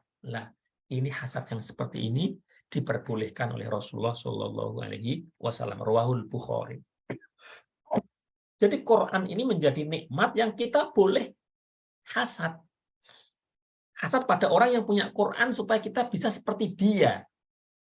Ya. Misalnya apa itu, kita punya teman baca Qurannya enak, dia hafal Quran. Kemudian kalau baca apa itu kita dengerin aja juga, kemudian langsung dibawa untuk apa itu khusyuk, ya, mentadabburinya dengan enak gitu. Dan kita pengen juga seperti itu. Dia mulai juga bacaannya enak, kita pengen seperti itu. Atau anak saudara kita hafal Quran, bacaannya enak, kita juga pengen anak kita juga seperti itu. Nah, ini boleh. Hadis yang ke-7. An Abdullah bin Amr bin Al-As anna Rasulullah SAW qala man qara'a al-Qur'ana faqad istadraja an-nubuwata baina jambayhi ghairu annahu la yuha ilaihi la yanbaghi li sahibil Qur'an ayyajidda ma'a jiddin wa la yajhala ma'a jahlin wa fi jawfihi kalamullah. Rasulullah bersabda, ini rawahu Imam Hakim, ya, hadza hadisun sahihul isnad, ini hadisnya sahih. Rasulullah bersabda, man qara'al Qur'an faqad istadraja an-nubuwata baina jambaihi. Siapa yang membaca Al-Qur'an, maka kenabian itu sudah turun di antara dua keningnya. Ini luar biasa kan keutamaan baca Quran. Orang baca Quran itu, kenabian itu, nubuah kenabian, itu turun di kedua, seolah itu makomnya udah makom nubuah, nggak sekedar wali lagi, ini nubuah. Ghairu annahu la yuha ilaih. Hanya saja orang yang baca Quran itu nggak diberi wahyu, maka dia bukan nabi. Tetapi seolah-olah dia itu sudah naik derajatnya ke makom nubuah, istadrojan nubuwata baina jambaihi. Keutamaan baca Al-Quran. Maka kalau ada orang baca Quran, kita dengar fastami'u lahu wa ansitu. Ya, fastami'u lahu wa ansitu. Dengarkanlah, kemudian adabnya begitu. Ya, kalau kita baca sejarah para ulama dulu, ya, ada ulama itu menghardik seorang anak muda. Saya lupa nama siapa gitu. Ada anak muda. Tiba-tiba dia baca Quran di tengah pasar. Tengah pasar dia baca Quran. Kemudian sama imam ini didatangin dan dihardik. Ya. Kenapa dihardik? Karena orang yang di pasar itu sedang sibuk bermacam-macam hal. Ketika dia orang di pasar itu baca Al-Quran dan dia nggak mendengarkan bacaan Quran itu, maka orang yang tadi mendengarkan nggak kemudian mendengarkan dengan penuh kekhusyuan tadi, itu dianggap berdosa. Sebab perintah Allah adalah idza qura'al Qur'ana fastami'u lahu wa ansitu la'allakum tarhamun. Ketika Al-Qur'an itu dibacakan, idza qura'al Qur'an fastami'u lahu wa ansitu, maka dengarkanlah kemudian diam. Nah, ini kalau orang di pasar kan mungkin jual beli macam-macam, maka ini ditegur anak muda ini, bukan saatnya, bukan di tempat yang tepat. Kamu bikin orang maksiat nanti. Saya kira begitu. Jadi bisa dipahami, ya. Jadi bukan kemudian ngelarang baca, enggak, bukan ngelarang, ini bikin orang lain itu jadi maksiat gitu, kira-kira begitu.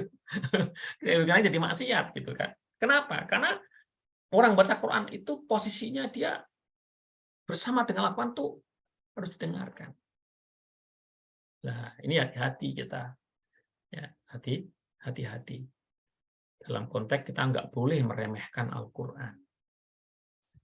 Buktinya, hadis kalimat selanjutnya, la yanbaghi li sahibul Quran ayyajidda ma'a jiddin wa la yajhala ma'a jahlin. Tidak selayaknya bagi sahibul Quran, pemilik Al-Quran, orang terutama yang hafal Al-Quran, yang mengerti Al-Quran, pembaca Al-Quran, ayyajidda ma'a jiddin wa la yajhala ma'a jahlin.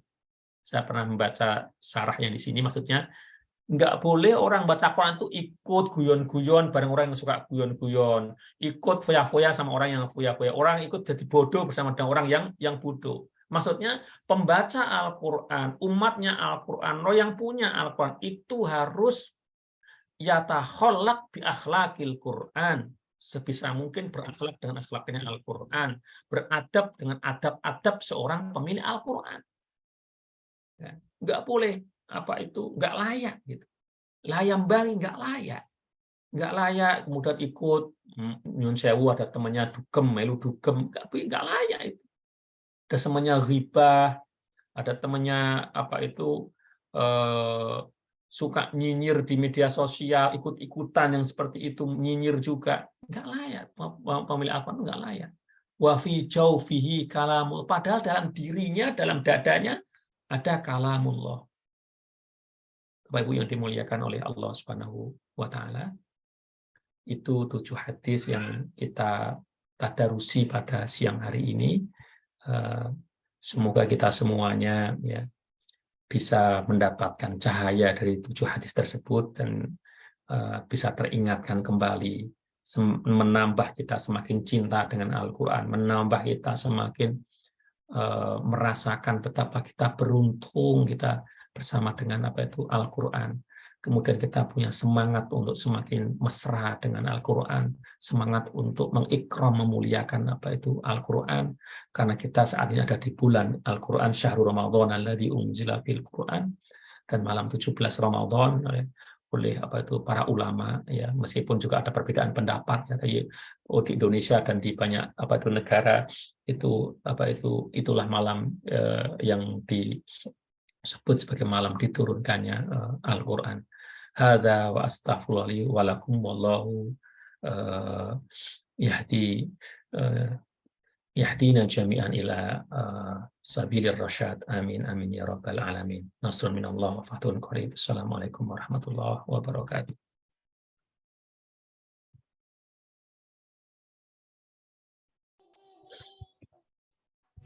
Waalaikumsalam warahmatullahi wabarakatuh. Kami ucapkan terima kasih yang sebesar-besarnya Ustaz Habib Rahman Ash-Shirazi atas ilmunya yang sangat luar biasa sekali. Selanjutnya kita akan ada termin pertanyaan Ustaz Habib Rahman Ash-Shirazi. Nanti ada, kita buka 3 ya, 3 penanya yang akan bertanya untuk Ustaz Habib Rahman Ash-Shirazi. Ini sudah ada 1, yaitu Mbak Yosi ya. Iya, Ustaz Alif. Ya, Assalamualaikum warahmatullahi wabarakatuh. Waalaikumsalam. Ya, terima kasih banyak Kang Abik atas tausiahnya, sangat berkesan buat saya, buat kami sih. Saya jadi bertanya-tanya nih, Kang Abik, gimana kalau kami punya keluarga di sini, masih punya anak kecil. Nah, kami juga pengennya anak-anak tuh punya keimanan, punya interaksi yang mesra lah istilahnya dengan Al-Quran. Nah, itu bagaimana menanamkannya sejak kecil, karena kendalanya kalau di sini kan dalam tanda kutip kami sendiri ya, maksudnya minoritas gitu, teman-teman sekitarnya nggak belajar Al-Quran, nggak ada TPA, masjid juga jarang gitu. Itu bagaimana menanamkannya? Jazakallah khair atas penjelasannya. Assalamualaikum warahmatullahi wabarakatuh. Warahmatullahi wabarakatuh.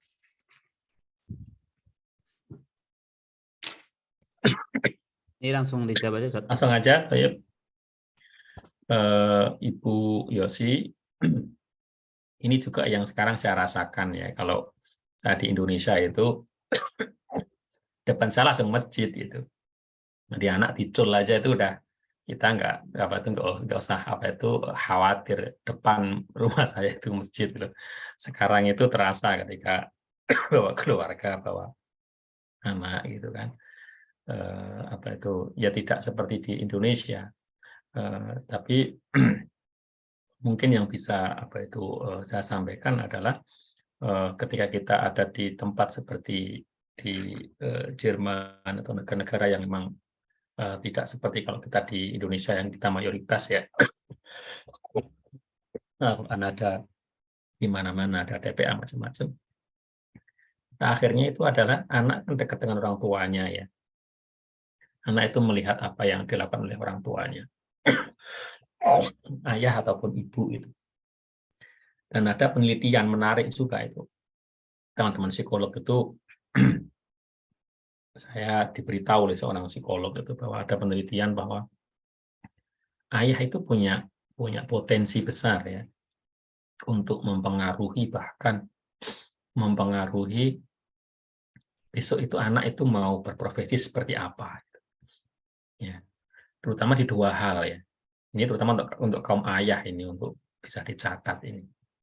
Jadi ayah itu bisa membuat anak itu punya semacam karakter yang bagus dan bisa sebaliknya. Terutama di dua hal ini. Anak itu akan melihat pada ayahnya yang pertama, bagaimana ayahnya memperlakukan ibunya. Jadi bagaimana sang ayah memperlakukan ibunya itu akan nempel di kepala sang anak. Nanti itu bisa punya potensi seperti itu pula dia besok akan memperlakukan istrinya.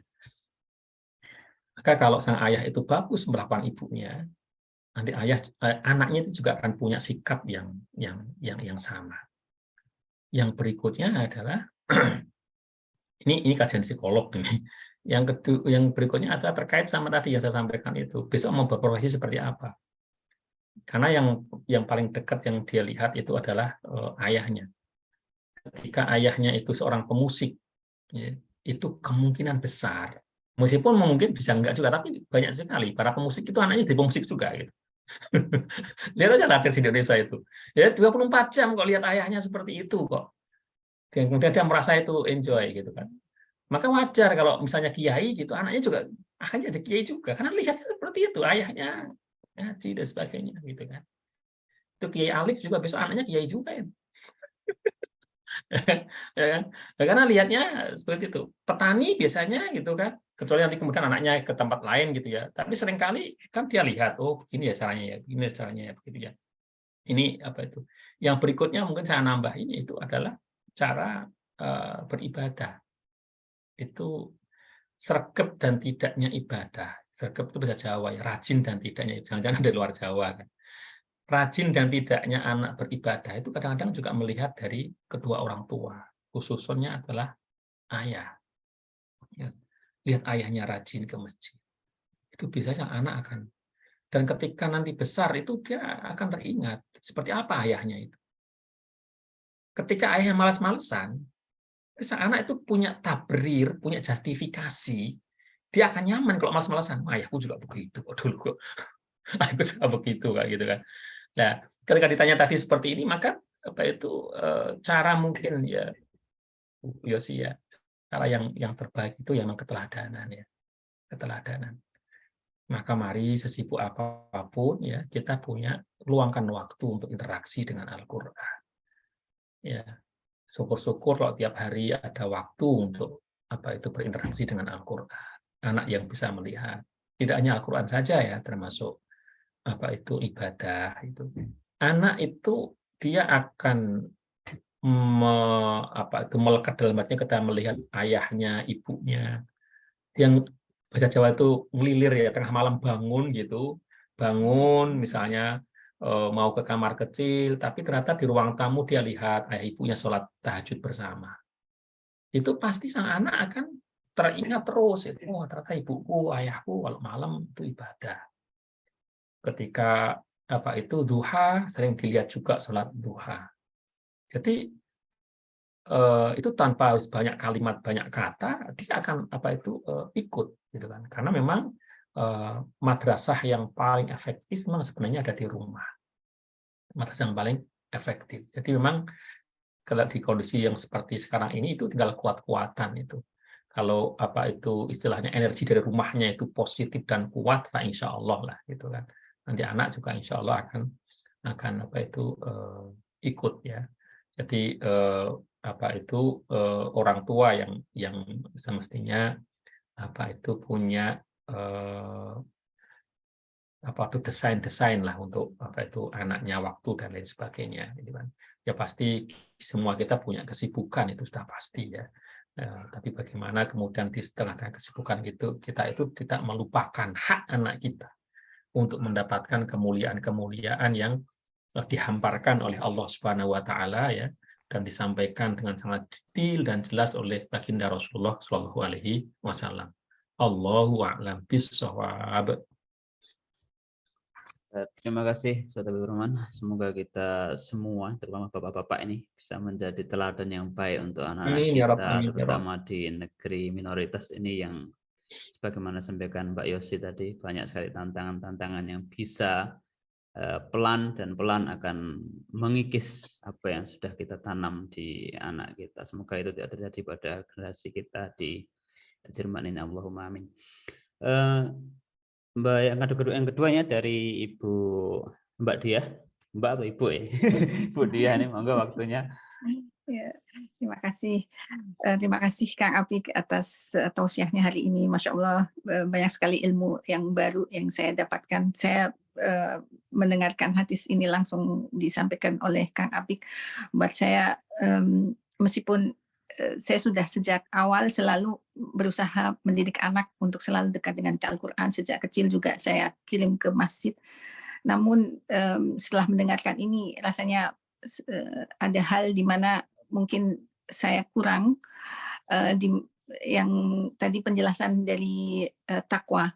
Saya ingin bertanya karena selama ini saya selalu mengirim anak kalau ke masjid dengan kalau yang kecil saya iming-iminginya positifnya kalau ke masjid ngaji nanti dapat hadiah gitu, atau boleh nonton TV atau pegang. Kebetulan kami mendapat hadiah. Saya tidak pernah membeli PlayStation tapi dapat hadiah dari kolega suami, jadi anak-anak boleh main PlayStation. Nah ini saya menurut pasti salah, tapi saya ingin bertanya, kalau kita mendidik anak untuk bisa dekat dengan Al-Quran, apakah feedback hadiah yang beriming yang bersifat ya malah sebenarnya kontra, apakah boleh dilakukan kalau anak masih kecil? Karena saya berusaha untuk mencoba berpositif, maksudnya mengajak anak kalau pergi ke masjid atau ke belajar Al-Quran karena kita sayang kepada Allah dan kita ingin Allah juga sayang kepada kita. Jadi tadi Kang Apik menyampaikan tentang takwa, yang kita takut kepada Allah.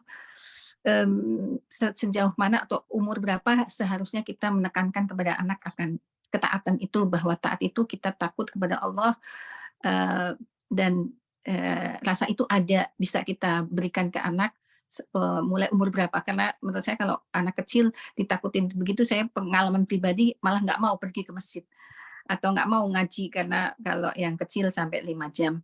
Nah, mohon penjelasan dari Ustadz. Ya, terima kasih. Barakallahu fiik. Baik, Bu Dia, ini pertanyaan yang bagus sekali dan ini masuk juga seperti yang Ibu itu tadi, masuk ke realita kita ya sehari-hari ya. Anak itu kan macam-macam ya. Jadi ada anak yang memang Allah kasih sejak kecil itu sudah khusyuk, itu ada. Jadi saat kecil udah khusyuk itu ada, ya kan? Sejak kecil udah khusyuk, punya kecenderungan. Lalu seperti itu sudah itu tinggal orang tua tinggal ngarahkan ya. Jangan sampai udah anaknya udah khusyuk nanti malah ketika remajanya nggak khusyuk, kan repot pula kan gitu kan. Karena ada kecenderungan macam-macam. Tapi ada anak-anak itu yang secara umum itu, bahkan Imam Ghazali sendiri kan juga menyampaikan dalam Ihya Ulumuddin itu bahwa ada fase anak-anak itu harus disenangkan. Ya, anak itu disenangkan. Yang fase anak itu fase bermain. Ya. Fase bermain. Ya, selama bahwa permainan-permainan itu ya tetap pada pada porsi yang sesuai dengan anak ya, gitu kan. Masing-masing kan sudah punya timbangannya, porsinya gitu kan.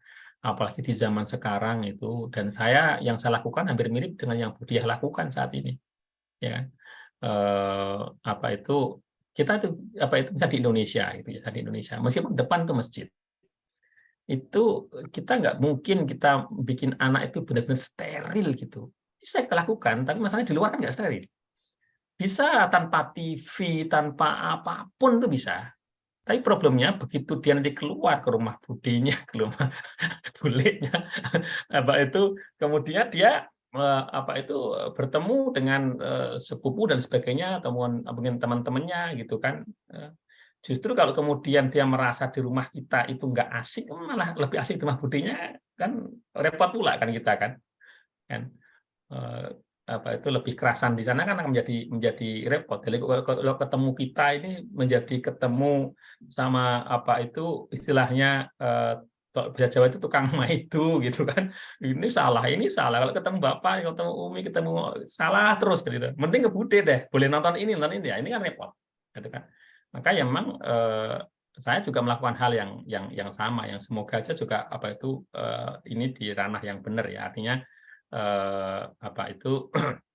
saat ini anak saya misalnya saat ini di Jerman nih, ini kan puasanya lebih panjang nih dibandingkan dengan di Indonesia. Itu dia ngalah-ngeluh aja kan gitu kan. Saya kasih reward. Pokoknya kalau 1 hari selesai itu dapat ya pasti dapat pahala dari Allah, tapi ini tambahan, saya bilang gitu. Tambahan dari Baba, saya bilang gitu. Tambahannya 1 hari dapat 1 euro. Nanti kalau udah 30 hari ya, dapat 30 euro terserah. Mau nanti silakan beli mainan apa terserah kan gitu. Wah, semangat dia itu. Dia kalau mau siang-siang itu dibujukin itu anak itu. Gimana? Mau puasa duhur aja gitu. Enggak, nanti hilang 100 euronya tadi. Ya, semoga itu bagian kita niatnya bukan niat supaya anak itu cinta pada itunya kan. Supaya sebagai itu bagian dari memberikan rasa senang saja, senang kepada anak, dikasih apresiasi semoga ya. Tapi memang bahwa penyadaran kan tetap harus dilakukan, nggak bisa seperti itu terus ya. Kapan mulai harus disadarkan itu ya ketika sudah, kalau Rasul istilahnya dalam sholat itu kan sampai nanti ketika umur 10 tahun itu kan nggak sholat sudah harus ada tindakan yang tegas seperti itu ya. Nah, mulai situ sudah mulai harus pemahaman ya. Ketika kecil ya masih harus dengan iming-iming ya kita kasih iming-iming juga gitu. Karena di luar tuh lebih banyak iming-imingnya gitu. Di luar tuh imingnya lebih banyak daripada di iming yang enggak cetol di luar kan, penting ayah dan ibunya ngasih iming-iming sendiri kan begitu. Allahu a'lam bishawab. Mungkin Ustaz Ali bisa nambahin Ustaz. Ini mungkin yang di Gontor gimana Ustaz? Iya, Gontor gimana Ustaz? Enggak Ustaz, kami sama dengan antum. Sudah sangat cukup sekali. Semoga nanti kita bisa bisa berjuang memberikan iming-iming yang bisa menseimbangkan antara iming-iming yang di luar dan juga yang dari kita, karena memang ya realita tadi sangat luar biasa sekali berkontribusi kepada pergaulan anak kita ke depannya. Ini ada pertanyaan lain Ustaz, yang ketiga ini yang terakhir dari namanya Bu Nining Agus. Assalamualaikum Ustaz, jika kita punya banyak Al-Quran, tetapi saat membaca kita memilih satu Quran saja yang kita pakai karena kita merasa nyaman dengan Quran tersebut. Apakah Quran yang lain yang kita tidak baca itu baiknya kita berikan kepada orang lain atau boleh menjadi koleksi saja?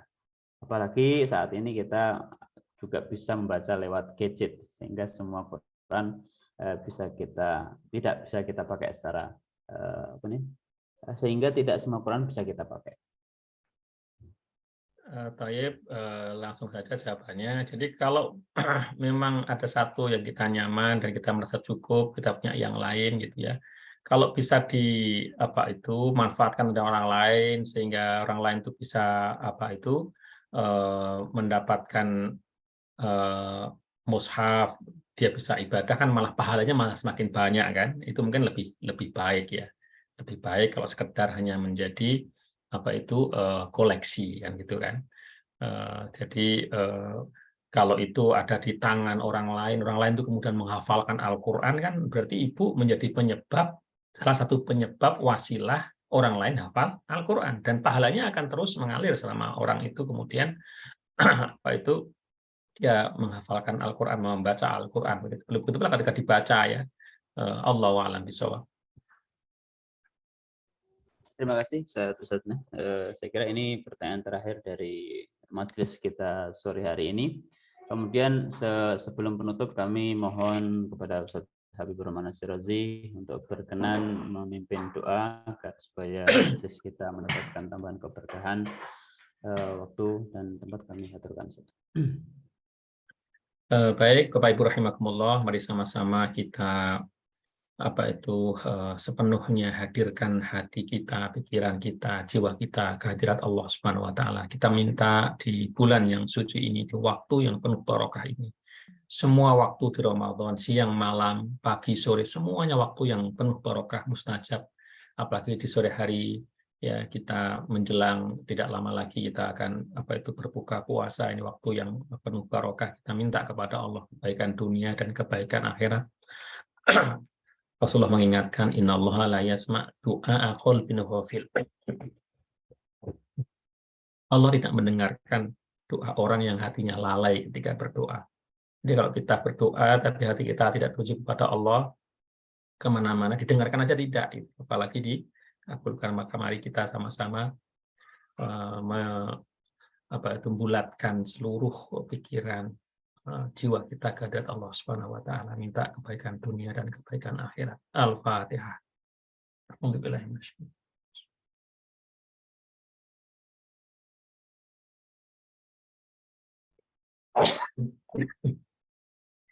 A'udzubillahi minasyaitonir rajim. Bismillahirrahmanirrahim. Alhamdulillahirabbil alamin. Hamdan yu'afi ni'amahu wa yukafi'u mazidah. Allahumma shalli ala sayyidina Muhammad wa ala ali sayyidina Muhammad. Allahumma inna nas'aluka ridhaka wal jannah wa na'udzubika min sakhatika wan nar. Allahumma innaka 'afuwun tuhibbul 'afwa fa'fu 'anna. Allahumma taqabbal minna siyamana wa taqabbal minna salatana wa taqabbal minna tilawatana wa taqabbal minna jami'a a'malina fi hadha ash-shahr, syahrul mubarak. Allahumma inna nas'aluka al-huda wat-tuqa wal-'afafa wal-ghina. Allahumma aghnina bil ilmi wa zayyinna bil hilmi wa akrimna bit taqwa wa akrimna bit taqwa wa akrimna bit taqwa wa jamilna bil afiyah. Allahumma inna nas'aluka al-iffata wal afwa wal afiyata fid dunya wal akhirah. Allahumma ja'alna wa ahlana wa auladana min ahlil ilmi wa ahlil khair wa ahlil Qur'an wa la taj'alna wa iyyahum min ahli syarri wad dharri wat tughyan rahmatika ya arhamar rahim. Allahumma barik lana fi auladina wa fi dhurriyyatina wahfadhum wa la tadurrahum wa fiqhum li ta'atika warzuqna birrahum. Allahumma ahsin aqibatana fil umuri kulliha wa ajirna min khizyid dunya wa adzabil akhirah. Rabbana zalamna anfusana wa illam taghfir lana wa tarhamna lanakunanna minal khasirin. Rabbana ighfir lana wa liwalidina warhamhum kama rabbawna shighara. Rabbana atina fid dunya hasanatan wa fil akhirati hasanatan wa qina adzabannar wa adkhilna al-jannata ma'al abrar ya aziz ya ghafar ya rabbal alamin. Wa sallallahu ala sayyidina Muhammadin nabiyil ummi wa ala alihi wa sahbihi wa baraka wa sallam. Subhana rabbika rabbil izzati amma yasifun. Wassalamu ala mursalin walhamdulillahi rabbil alamin. Al-Fatihah.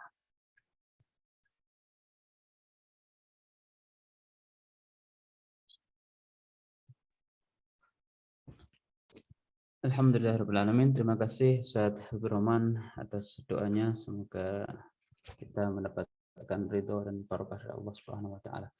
Sebelum penutup, Ustaz, ini ada pantun dari Mbak Berta yang akan memberikan pantun yang sudah disiapkan untuk majelis ini. Semoga bisa menambah semarak kayak kajian kita sebelum penutupan. Karena tadi sudah ada siraman rohani yang sudah terpenuhi jiwa kita dengan ilmu dan juga tausiah dari Ustaz Habibur Rahman. Sekarang kita akan menambah semarakan itu dengan pantun dari Mbak Berta. Monggo, Mbak Berta, silakan. Ya, terima kasih. Assalamualaikum warahmatullahi wabarakatuh. Waalaikumsalam warahmatullahi wabarakatuh. Pergi ke Leipzig berkendara Vespa, berjumpa teman nyata juga maya. Jumat petang Kang Abik menyapa, sharing hikmah PCIM Jerman Raya. Cakep. Hujan jatuh, bumi pun basah, padamkan api depo Pertamina. Goresan tintanya tuliskan kisah, literasi Islam makinlah berwarna. Anak pejabat sok flexing harta, merasa sultan bebas bertingkah. Tadarus Al-Quran, tadarus cinta, bulan termulia sepenuh berkah. Umat Islam terdepan garda, usir penjajah antah berantah. Jangan bingung, janganlah gundah, kebenaran Al-Quran tiada terbantah. Gorengan sayur si bala-bala, disantap hangat dengan bismillah. 7 hadis membuka cakrawala, pemantik ingatan cinta kala mula. Mantap. Untaian pantun dari Macedonia hanya sepenggal olahan kata. Al-Quran petunjuk hidup di dunia, kemana pergi takwa di bawah serta. Mantap. Corona pergi, normal sedia kala. Tiada senormal yang sebelumnya. Takut akan Allah di atas segala, amalan Al-Quran ditarikan nafasnya. Nyala obor yang mulai redup, diterpa angin dan hujan basah. Ikuti Al-Quran pedoman hidup, menolak ikut, hidup pun gelisah. Hancur sudah si cermin kaca, tiada lagi memberikan manfaat. Bila Al-Quran selalu dibaca, kelak di akhirat beri manfaat, beri syafaat. Pohon rindang penuh benalu, daun melayu seperti mati. Semoga Allah limpahkan selalu Al-Quran dan takwa terpatri di hati. Pecinta bola yang berselisih karena konstitusi dan ideologi. Kang Abik kami berterima kasih. Semoga kelak berjumpa kembali. Assalamualaikum. Cakep, Mbak Beta. Terima kasih, Mbak Beta. Kalau begitu datang ke Jerman ya, insya Allah. Nanti Kang Apik juga akan mengisi. Saya japri deh. Insya Allah. Terima kasih Mbak Berta atas puisinya, luar biasa sekali ya. Selama kajian juga merangkai dan menguntai kata ya, luar biasa sekali. Sampai Leipzig tadi tersebut tadi. Berarti harus diundang ke Leipzig berarti ini Mbak Berta ini. Nanti Mbak Berta puisinya share ke kita nanti, tapi kita resmi buat kalau dari Mbak Berta pengkajian ini. Nanti teman-teman insya Allah yang ada di sini bisa, kalau udah resmi kita share insya Allah. Alhamdulillah kita sudah di penghujung acara kajian tematik Ramadan PCIM Jerman Raya yang pada kesempatan kali ini disampaikan oleh Ustaz Habibur Rahman Syirazi. Kami mewakili PCIM Jerman Raya Ustaz mengaturkan terima kasih yang sebesar-besarnya atas kesediaan antum menjadi pembicara pada kesempatan sore yang berbahagia ini. Kami juga mengucapkan terima kasih kepada teman-teman PCIM Jerman Raya yang telah memfasilitasi acara ini dan juga peserta kajian pada sore hari ini. Semoga Allah memberikan kita semua keberkahan dan keridhaan dan juga tambahan pahala terutama di bulan puasa di bulan Ramadan di Jerman ini.